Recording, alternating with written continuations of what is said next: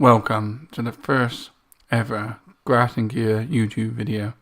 Tonight you're here with me, Dan Gear, of Bolivia fame.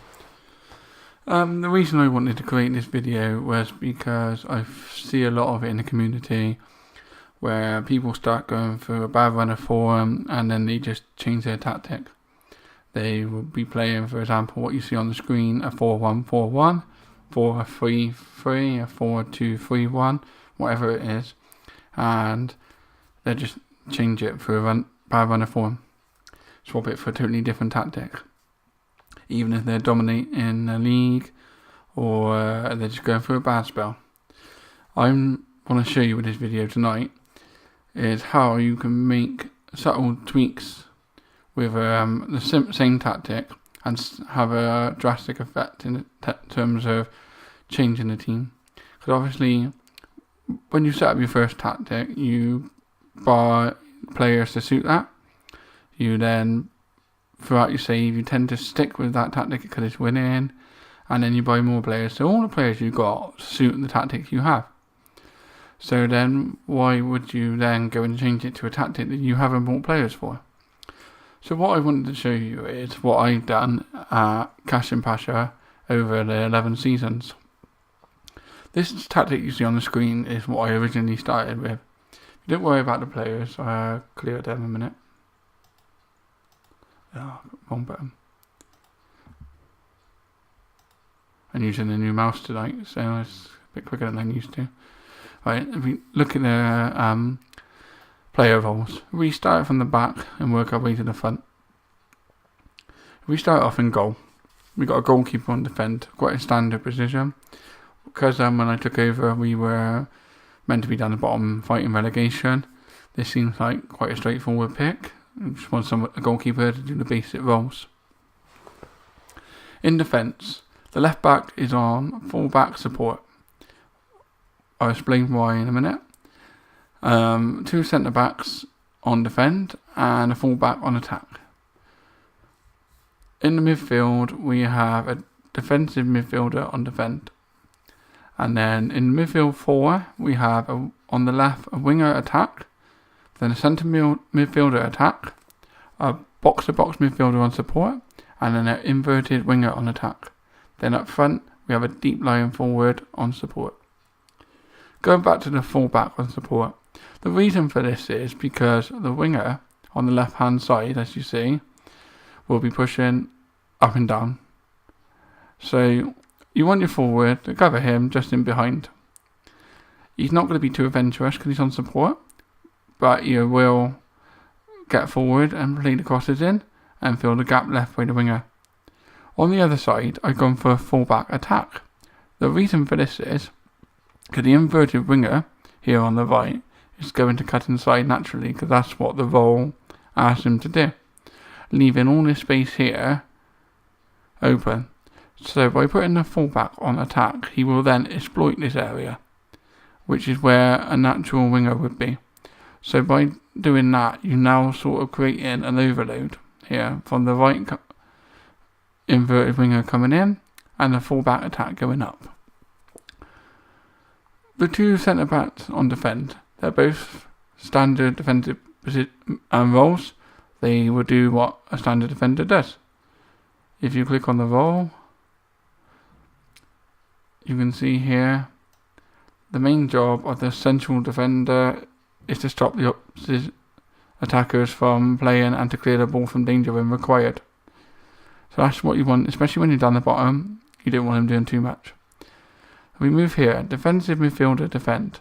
What I wanted from this player was to just sit in front of the 2 centre backs, stopping any trouble coming through.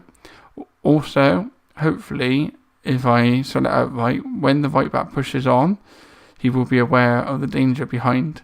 Similarly, with the left back, if he pushes on and gets a little bit in here, he will be aware of the danger behind. That's what you want from your defensive midfielder. His zone tends to be in this square here, as you see, all along there. Right then, we go to the midfield. I've got my winger on attack.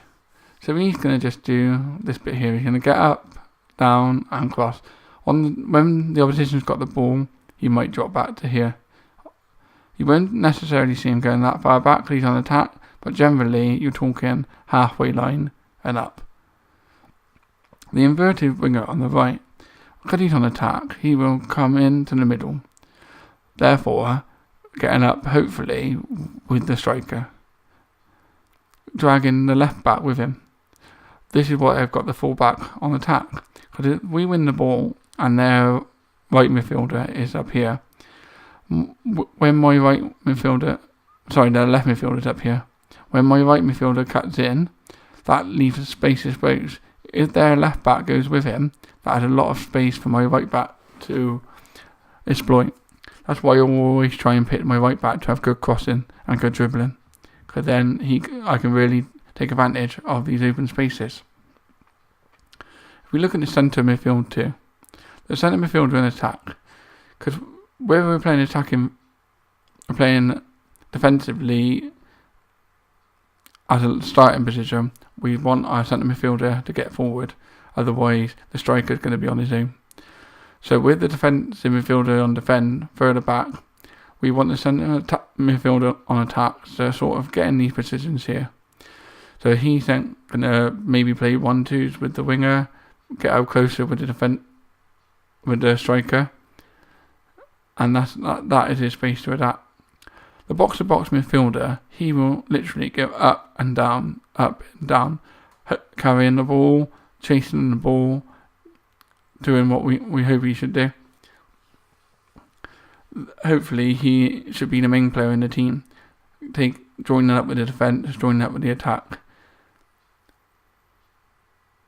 Then we got the deep lying forward on support. The reason I chose this role is with playing a 4-1-4-1, he's very lonely out there. If he gets the ball and our midfield is deep, he's all by himself, he's got to hold the ball up. By putting on support, he doesn't get too far ahead of him, so he will drop into these areas and joining up closer with the midfield to keep the team more compact. This tactic was very successful for me.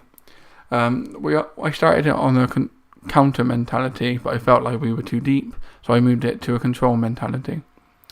Due to the quality of the players, I kept them on a structured team shape, so they sort of stuck to their roles and didn't go too much out of position. Whilst playing the game and the matches on comprehensive, I noticed that sometimes we were giving the ball away too much in the final third, maybe rushing a little bit too much. So I asked the team to run at the defence, mainly to hold on to the ball a bit longer. Playing narrower, naturally, because the inverted winger is going to come in, I sort of want the majority of our play to go through the middle. Then we can take full advantage of the left midfielder and the right back. To push higher up, because I don't want my defensive line to be too deep. Because if they're too deep, my team will get stressed. So I push them up, and that keeps the defence and the midfield tight together. This tactic worked really well. There were a few tweaks that I had to make on it, but throughout, this is what I stuck with. But once I started getting more successful, teams started playing deeper against me. So then I struggled to break them down because we were too deep. We were used to being the underdog, so we would have a chance to break on the counter, teams would attack on us, but it was harder for us to break teams down.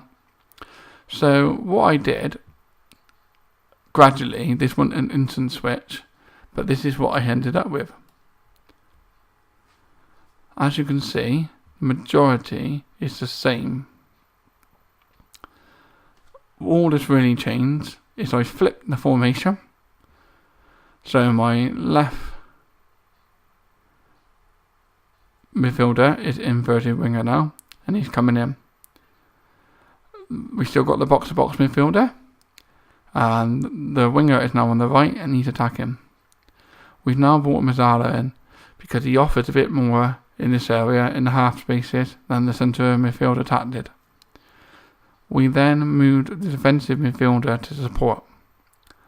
That then made him push up, causing our midfield forward to push up. This meant that the team would be further up the pitch, which we had the ball more in the opposition's half. The defence is pretty much the same. We just flip the full-backs. It's because of the midfield change. So when the inverted winger on the left now goes in, the left back goes on. When the winger goes up, the right back supports him. We've now gone for a complete forward attack. I've changed to that to hope to pin their defensive back more, and he moves into the channels. So this creates gaps for my midfield to exploit. So as you can see, with very subtle changes, only in the roles, my team has changed. We haven't needed to change formation. One other thing I've changed is I put on very fluid instead of structured, but that's because my players have got better and I want the team to stay more expansive, so when they go forward together. I took off run at defence because we didn't need that anymore, because I wanted the players to pass. I wanted them to be more risky. Once again though, the AI adapted and I had to change formation again. We still stuck with a 4-1-4-1. I just made again a few tweaks. So the left back went on to wing back attack. The right back went on to wing back support. This then caused these two to get further up the pitch, again creating an overload. The defensive midfielder I then changed to a deep lying playmaker. The reason for this was because I wanted to be riskier with the ball. So when he got the ball, I wanted him picking out passes, looking for space. Because the defensive midfielder, whilst he will do the passes, he is mainly there to break up play. But we were having so much of the ball, I didn't need him to break up play as much. So then this is what I've now ended up with 11 seasons later. Well, as you can see, the formation is still the same, so I haven't needed to change it. I did try at one point going for a sweeper keeper on support, which was fine, but my keeper isn't that good at distribution with the ball or passing. But in Turkey, you need to have a Turkish goalkeeper as one of your two goalkeepers in the squad, and I've got the Turkish number 1. So I've decided to make a personal choice to stick with him. So it makes more sense to keep him on the goalkeeper defend. There are other ways that you can adapt this. You can change mentality. I mean, I tend to go between counter and control. I rarely go attacking or defensive on this formation. And the reason for that is because I do find my team drops too deep on defensive, and on attacking they go too far forward with the player roles. There are other things you can do. If I was wanting to change my left midfielder to stop being so attacking, rather than changing the entire role, I can just change his mentality to support. Then he will still do the same, but he won't do it so far up. You don't need to be so drastic with your changes of formation. This is what I've learned over the last year, really. I mean, I was one of those people that would chop and change teams, download tactics, but now I'm trying to be more cuter with it. Just do find little tweaks here and there. I'm not saying this tactic will work for everybody. It is because it's based around the players I've signed. I mean, as you can see, this is my latest signing for the defensive midfield role.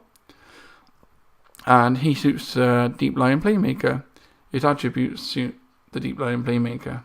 And that also influenced my decision to change to that role. You don't need the players to be totally green. If I just go for a quick pick here, as you can see, hardly any of my players are all green. Just the 3 here through the middle. This player here, Rosano, he is always my left midfielder, but he's actually a right midfielder. The reason he plays on the left is because he's coming inside and he is got a right foot. He's naturally right footed. So when I play him there, he comes in onside on his right foot, on his favourable foot. His finishing isn't that great, but as you can see, he's played 18 games. He scored 6 goals and 6 assists, and 4 players in the matches. He's got the attributes you need for it: the crossing, the dribbling, your passing, the technique off the ball, acceleration, pace. That's the sort of things you need to look at. It doesn't really matter that he is only half filled and is on orange, because he totally suits the role. I have the option as well where I have got the player on the right. He can swap. He can also play inverted winger on attack. He's right footed. He's got the same sort of attributes. His finishing's a bit worse, but saying again, you've seen the AI is blocking off the run. I can just do a simple player switch like that, and again it will create a change in the AI. The main thing I hope to get out of this video is for people who watch it to maybe learn that you don't have to go, right, my tactic's not working, I'm going to stick him there, I'm going to stick him there, I'm going to go him there, like that. You don't need to do that.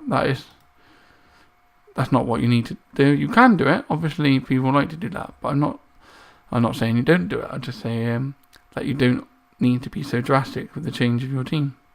There are other ways to do it. It's worked for me, especially on this save. I mean, I have been guilty in the past of just changing everything, even downloading tactics in the past. Because I wasn't as confident with tactics as I am now, and that's through using the community, and they've helped me, and hopefully this video can help 1 or 2 people understand tactics more. So I mean, if you look at that screen now, you can see where we are now, and then if we go back to the original one to see how different it is, but yet so similar. It's the same players, similar roles. I mean, if I was to play this one now, I would swap those 2 around, because Lopez is a much more attacking player. But it's the same formation, and with a few tweaks here and there, you can actually change your tactic quite drastically. And hopefully this video has been helpful for people, and maybe in the future we will do more. Maybe Tony will do one, and we would appreciate your feedback. That's it for me. It's very nice doing this video for you, and I hope you enjoyed it. See you later.